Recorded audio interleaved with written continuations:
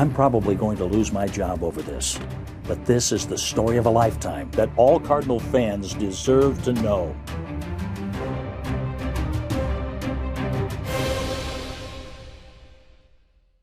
It all started for me back in April when I came back to St. Louis from spring training. You couldn't help but be bowled over by Ballpark Village, Cardinals Nation, and especially the team's amazing new museum and Cardinals Hall of Fame presented by Edward Jones.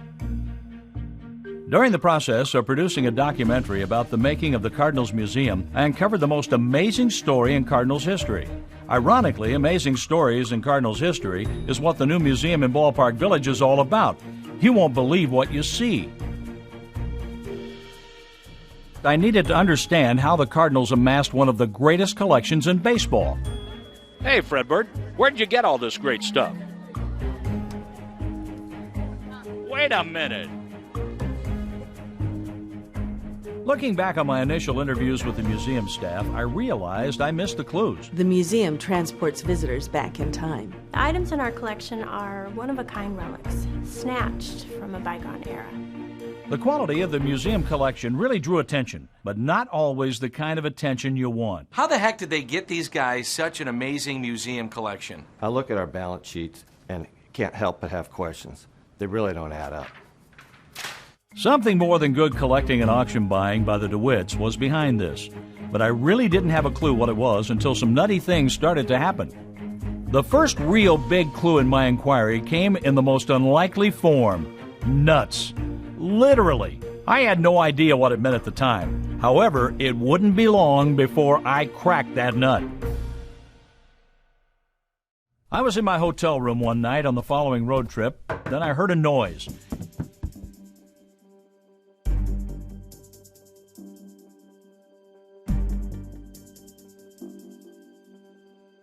It was a web address with a login. My heart was racing as I logged on. Wait a minute, it was 11 in 11. I entered my password to the Card Spin website and saw a post by Biff T. Blogger. Fans demand number 10 back. If you acquire it, they will come. What's this? I could smell a cover-up, but couldn't figure out what all the clues meant. Wait a minute, 1985 World Champions? I knew I had to track down this Biff T. Blogger character. Who was he? He's not a member of the UCB. I've never read Biff, but he seemed pretty squirrely to me. I've read his stuff. He's ferreted out facts that I think are just nuts. I received a message from Biff T. Blogger, my newest sidekick, who I hadn't even met yet. As I looked for my next clue in the Cardinals archives, I felt like a squirrel digging for nuts in the dark of night. At first, I didn't know where to look.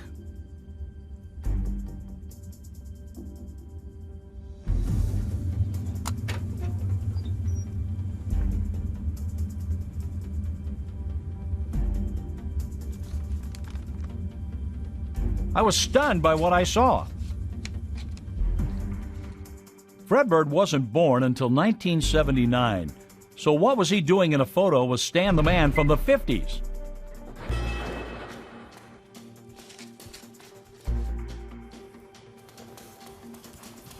I'm probably going to lose my job over this, but this is the story of a lifetime that all Cardinal fans deserve to know.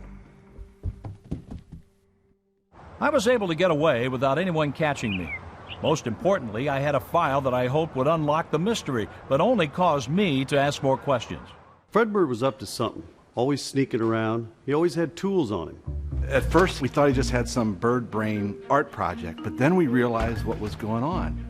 Fredbird was building something special. Fredbird kept coming in and asking for aluminum foil. At first, I didn't know what Fredbird was up to, but then I began to wonder. That was a lot of foil.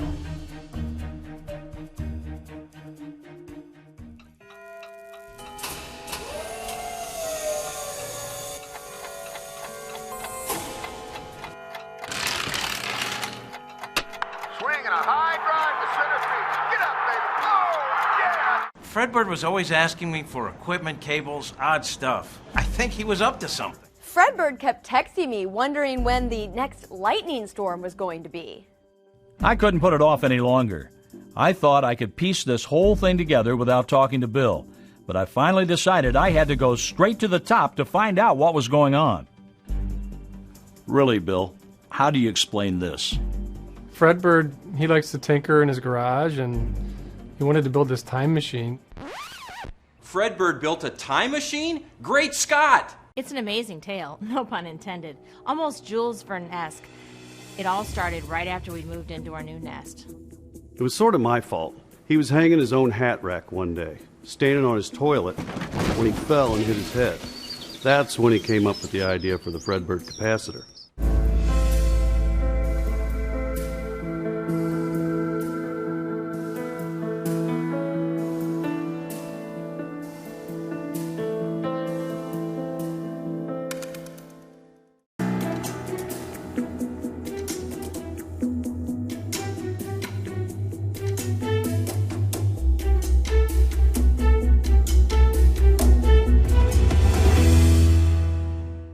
The Fredbird capacitor is a 1968 Bob Gibson baseball with 3 interconnected mini autographed bats from the 3 greatest hitters in Cardinals history: Stan Musial, Rogers Hornsby, and Albert Pujols.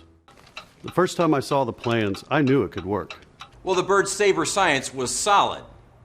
Absolutely genius. A 1.12 GW device? Wow. Bird brain genius. The power source, well, that's a funny story. I don't think it's funny at all. The bird kept going on the grass every time it rained, trying to get the lightning to hit the scoreboard. When I confronted him, he tried to pass it off as some weird weather experiment. But what he was really doing was ruining my masterpiece with mascot nonsense. No one can go on the grass, especially when it's raining.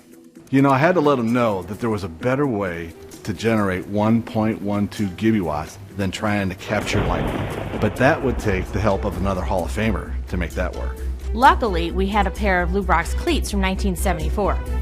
I was concerned about our relationship with Ford. After all, they gave us a truck, and Fredbird tried turning it into a time machine. Yeah, Bill DeWitt was not happy what the bird had done to his truck, but he quickly saw opportunity in the bird brain scheme. I figured if he could go back in time and actually get some of this stuff and bring it back to the future, we'd have an amazing collection. Let's just say we were not 100% convinced it would work. That's why Fredbird picked somebody who wasn't exactly an Einstein to try it out. He insisted he be called Rally McSquirrel. The bird set the clock 6 minutes in the future, a tribute to Stan, of course.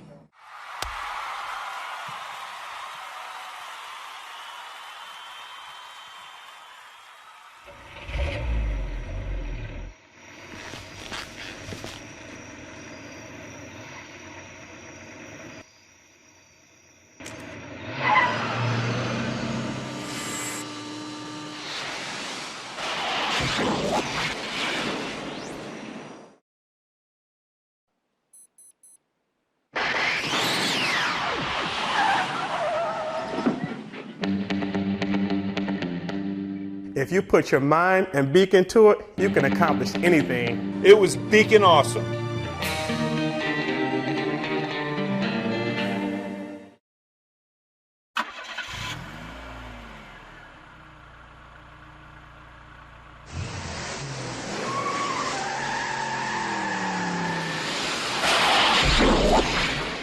We sent Fredbird and Rally Squirrel back to the earliest days of the franchise with the Perfectos and the Browns.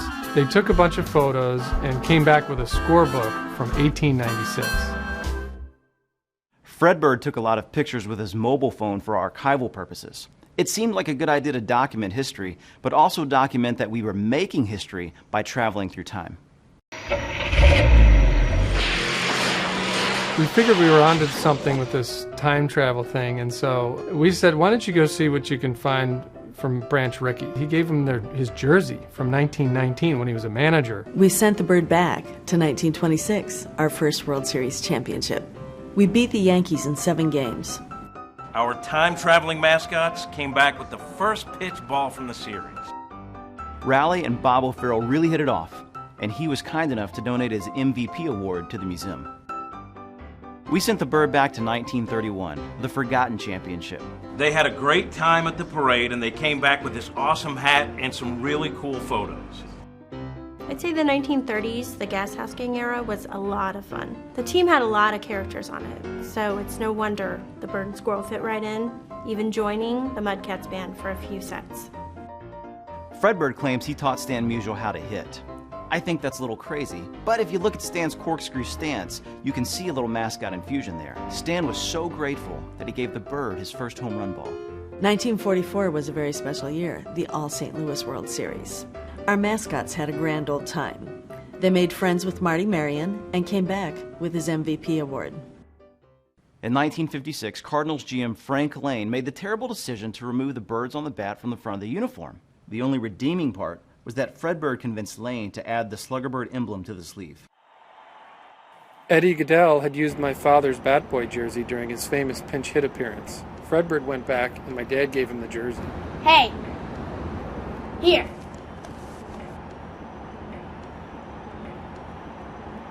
'1967 was special. The team won its 8th World Championship under the leadership of Stan Musial as Cardinals GM. What fans probably don't know is that our mascots played a role in inspiring Amity to coin the term Albertos. 1968 was a remarkable season. Bob Gibson set the modern record for lowest ERA in baseball. Fredbird is credited with offering Bob pitching advice, making Bob almost unhittable.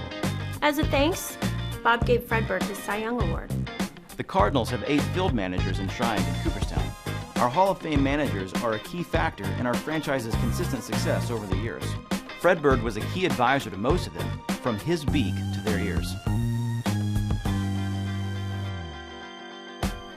That ban on facial hair in 1977, credited to August Bush and Vern Rapp, that was actually the squirrel's mischief. Luckily, Fredbird channeled Norma Ray and Lech Walesa to fire up Al Hrabosky to lead the charge against the silly idea. Fear the beak, the beard, and the mad Hungarian. Fans are probably familiar with the story of our new ballpark, but what they don't know is Fredbird played a role in the design of the old ballpark, leaving Gussie Busch some inspirational ideas. The mascots were there in 1982 to capture key moments for our archive and to join in on the celebration. If you look close enough, you can see them in this famous photo. I probably should have listened to my friend who happens to be a scientist. Great Scott, Bill! Any disruption of the space-time continuum could create a chain reaction that will unravel the very fabric of the universe! Everything was going well with the plan until 1985. Yeah, 1985, our 10th World Championship. The plan was simple, just to go back to October 26, 1985, and be a part of the team's celebration. 1985 was a disaster. The mascots messed it up big time. Our mascots were supposed to document history, not change it. We needed to be careful that when Fredbird went back in time, he didn't run into his other self, but that's exactly what happened. And unfortunately, it changed history forever. Fredbird went absolutely nuts. Crazy thing is that the umpire covering first base on a routine out was distracted by a mascot, blowing a simple call that ended up unraveling our 10th World Championship. Now, hold on a second. Wait a minute. You're trying to tell me that the Cardinals really won that World Series? Well, John, seriously, how else do you explain the Cardinals losing to the Royals in 1985? It turns out that the feeling Cardinals fans have always had in their hearts that we should have won that series, that it was stolen from us, well, that is actually because of the mascots messing around with time travel. We did have to suspend the program, but we have the real wizard working on this technology issue, and I think we're going to get it figured out.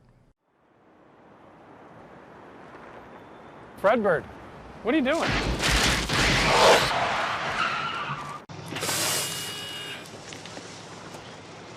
Fredbird, I need your help. The future of the Cardinals depend on it. Get in. Ozzy, I thought we talked about this. We're not going back in time anymore. We aren't going back to the past, Bill. I'm taking this bird to the future.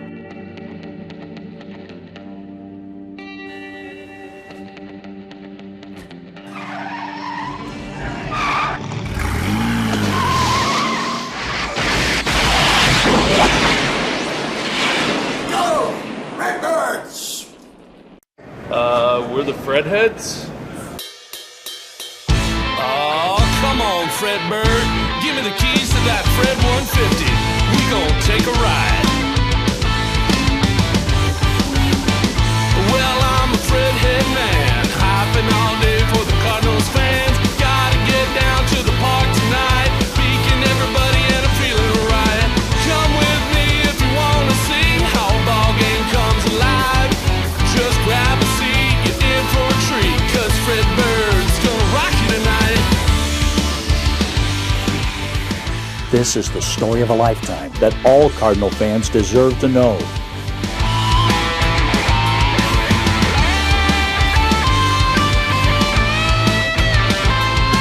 Fredbird built a time machine? Great Scott!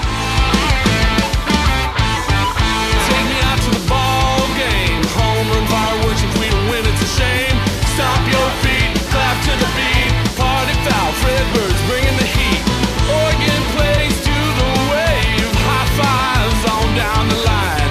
I'm a Cards fan from the heartland. This sea of red's looking mighty fine. If you put your mind and beak into it, you can accomplish anything. Wow. Bird brain genius. The bird sets a clock 6 minutes in the future. A tribute to Stan, of course.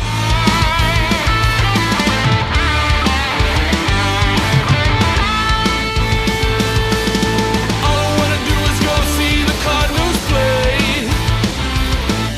T-shirt, slingshot, gonna fire one your way. Up here on this dugout, I'm all dancing night away. Cardinals nation, let Fredbird lead the way. Yeah, yeah. Come on. Fear the beak, the beard, and the mad Hungarian. The future of the Cardinals depend on it. Get in! Ozzy, I thought we talked about this. We're not going back in time anymore. We aren't going back to the past, Bill. I'm taking this bird to the future.